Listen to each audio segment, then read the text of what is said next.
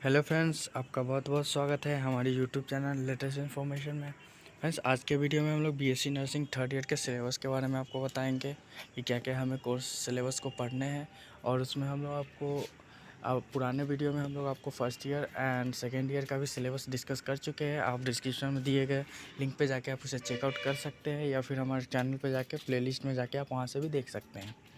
तो चलिए friends, third year के सिलेबस को स्टार्ट करते हैं।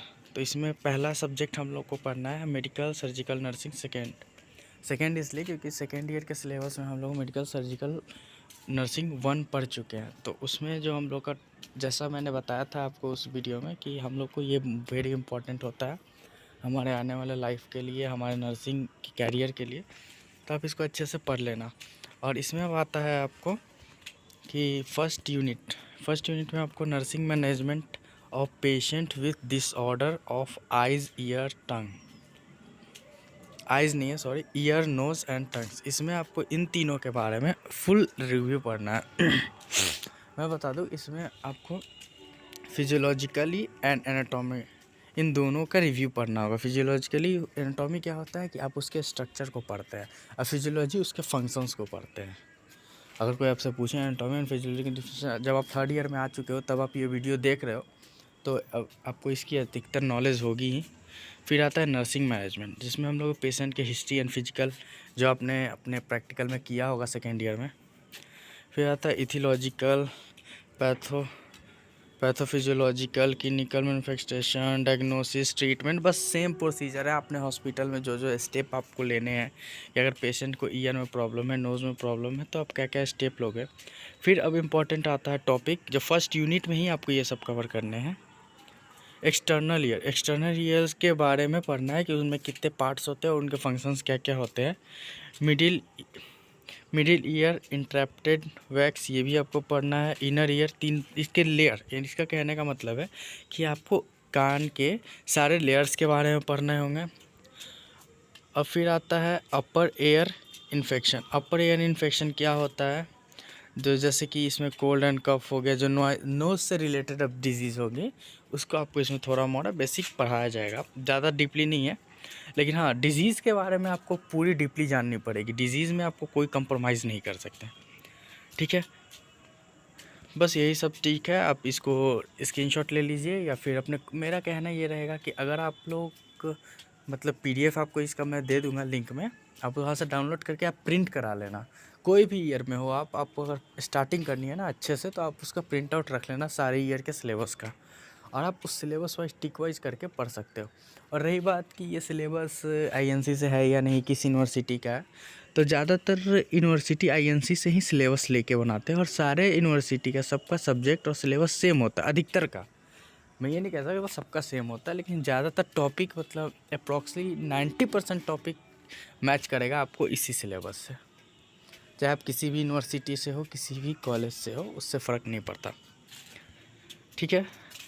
फिर ड्रग्स, ट्रीटमेंट्स, रूल, और मैंने हर वीडियो में बोला है कि रोल्स ऑफ नर्सिंग या फिर नर्सिंग मैनेजमेंट, ये आप हमेशा याद रखना हर सब्जेक्ट का और हर यूनिट का। जैसे इसमें आपको ईयर के जो डिजीज़ में, उसमें नर्सिंग की क्या रिस्पॉन्सिबिलिटी है, ये आपको इसमें याद रखना होगा। वो कोई नहीं बता सकता, उसके स्टेप होंगे, आपको उसको पूरा प्रोसीजर से लेके आपको हर चीज़ याद रखना पड़ेगा इसमें, कि आप रिटर्न में लिख सको।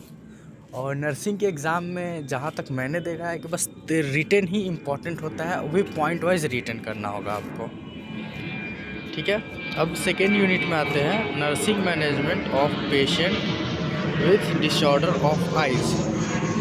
तो इसमें हमको पढ़ना होगा नर्सिंग मैनेजमेंट ऑफ पेशेंट, जिसमें मैनेज करेंगे हम लोग डिसऑर्डर ऑफ आइज़, मतलब कि आँख के बीमारी से रिलेटेड इसमें पढ़ना है। जो मैंने बताया आपको, जैसे ईयर का पढ़ लिया, उसमें नोज़ का पढ़ लिया फर्स्ट यूनिट में, टंग्स का पढ़ लिया, तो इसमें आपको आई के बारे में पढ़ना है। बस वही चीज़ है, इसमें भी आपको पूरे आइज़ के डिजीज़ आपको बताए जाएंगे, उसके फंक्शंस बताए जाएंगे, ब्लाइंडनेस क्या होता है, ये सब मतलब आँख से रिलेटेड आपको इसमें पढ़ना होगा। फिर थर्ड यूनिट में आते हैं nursing management of patient with neurological disorder. अब जिन पेशेंट को न्यूरोलॉजिकल डिसऑर्डर होगा, एमसीएन में मैंने पहले आपको बहुत सारे इससे रिलेटेड मतलब इस ऐसे पहले आपको सिलेबस समझा दिया है, जिसमें हम लोग को अस्थमा पढ़ना था, स्टोमच का पढ़ना था। तो उसी तरीके से इसमें अब पर्टिकुलर ऑर्गन का पढ़ना, ऑर्गन नहीं कह सकते, मतलब पर्टिकुलर बॉडी पार्ट्स का पढ़ना है, तो जैसे नोज़ हो गया, ईयर हो गया, आई हो गया, बस इन छोटे छोटे जो पार्ट्स है इनसे रिलेटेड डिजीज़ के बारे में आपको पूरे 3rd ईयर में पढ़ना है MSN में। ठीक है, तब फास्ट में स्क्रॉल करता हूँ, आप वीडियो पॉज करके स्क्रीनशॉट ले लो या फिर लिंक से आप PDF डाउनलोड करके प्रिंट करा लेना। ठीक है, फिर आते हैं 4th यूनिट में, nursing management of patient with disorder of female reproductive system. तो इसके डिसऑर्डर्स आपको पढ़ने होंगे कि इसमें क्या क्या प्रॉब्लम्स होते हैं, क्या इसका प्रिकॉशंस है, इमरजेंसी कॉन्सेप्ट मेथड, इसमें इमरजेंसी के केस में क्या करना है, इसमें आप देख लेना। बस यही चीज़ है, आपको बस मैंने बता दिया जैसा हर ऑर्गन के बारे में पर्टिकुलर डिजीज़ को और उसके प्रिकॉशंस को पढ़ना है।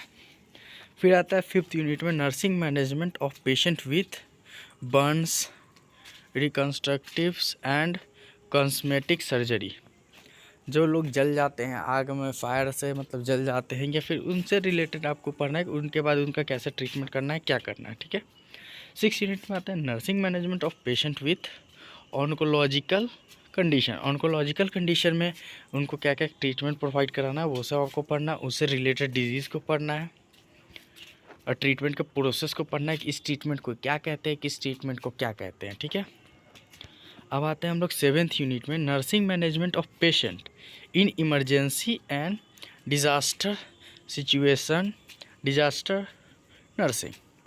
इसमें आपको पढ़ना है कि एकदम से इमरजेंसी हो जाता है, मतलब कि रेयर केस जब डिज़ास्टर किस टाइप से, जैसे कि कोई घर ढह गया तो घर डैमेज हो जाता है, तो उसमें मतलब पेशेंट लोग, आम आदमी दब जाते हैं, तो वो डिज़ास्टर से जो इंजरी हुई रहती है उस इमरजेंसी केस में, जैसे पानी में डूबने वाला केस, जैसा मैं जब अपने प्रैक्टिकल करियर में था तो मेरे को ऐसा फेस करना पड़ा था, तो उससे कैसे उनको ट्रीट करना है, तो ये सब चीज़ है आपको इमरजेंसी सिचुएशन आप कैसे हैंडल करोगे, उसमें आपको इसमें पढ़ना है इस 7th यूनिट में। ठीक है, इमरजेंसी नर्सिंग, इसमें आपको concept, principle, scope of emergency nursing, देखा मैंने बताया था ना आपको हमेशा स्कोप और रोल्स ऑफ नर्सिंग और नर्सिंग मैनेजमेंट, ये सब चीज़ को आपको हमेशा ध्यान रखना है। किसी भी सब्जेक्ट के टॉपिक का या यूनिट का आपको ये 3 चीज़ हमेशा याद होना चाहिए, आप और कॉन्सेप्ट आपका याद क्लियर होना चाहिए, जिससे आप एग्ज़ाम में आप मतलब फंसो ना। ठीक है,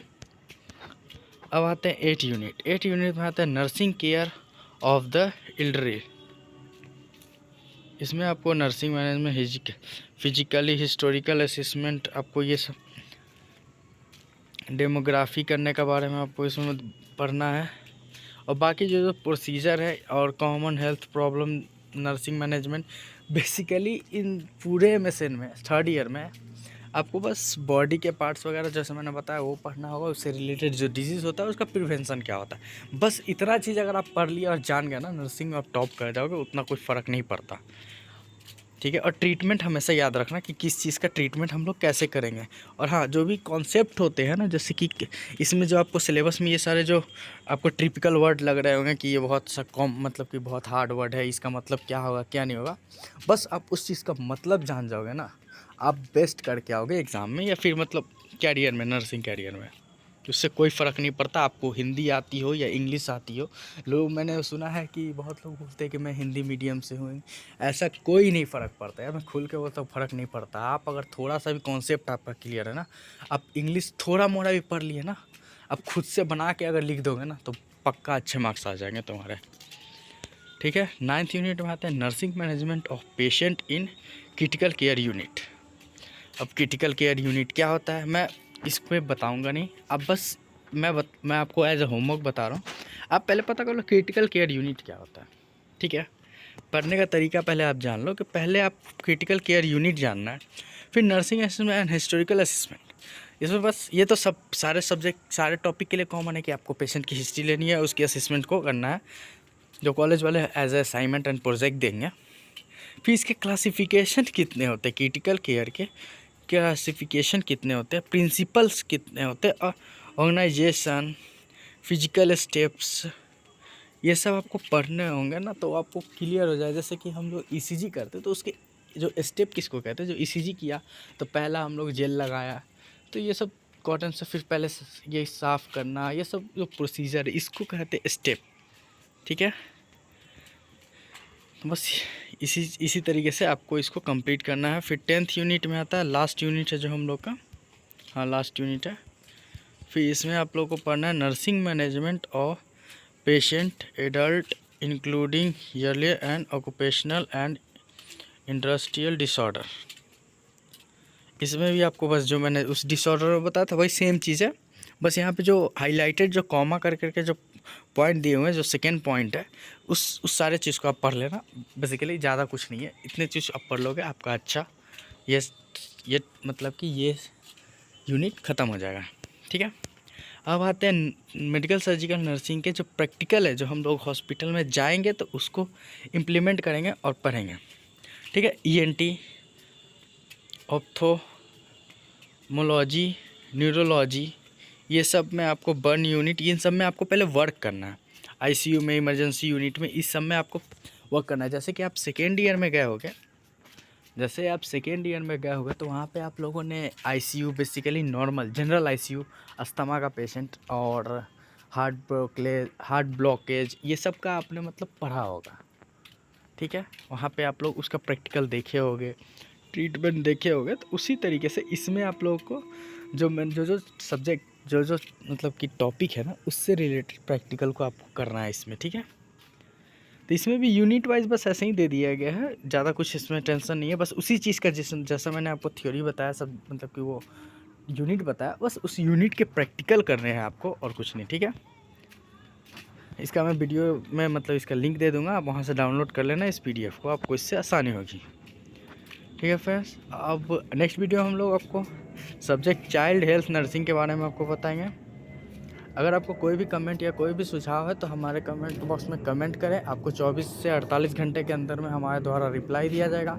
अगर आपके कमेंट या फिर कोई भी सजेशन अगर सही पाए जाएंगे तो आपको उससे रिलेटेड आपको इमीडिएटली रिप्लाई भी दिया जाएगा, सपोर्ट भी प्रोवाइड करा जाएगा। अगर आपकी कोई भी क्वेरी हो, कंप्लेन हो, तो आपको हमारे द्वारा एक ईमेल ID प्रोवाइड कराया जाएगा, उस पर आप अपना कॉन्टैक्ट इन्फॉर्मेशन दे सकते हैं, आपसे कॉन्टैक्ट भी हमारी टीम के द्वारा किया जाएगा। तो ठीक है friends, thank you for watching. ऐसे ही हमारे चैनल को और हमें मोटिवेट करने के लिए हमारे चैनल को सब्सक्राइब कर दें और हमारे वीडियो को लाइक कर दें। नेक्स्ट हम लोग आपको चाइल्ड हेल्थ नर्सिंग के सिलेबस के बारे में डिस्कशन करेंगे। Thank you for watching.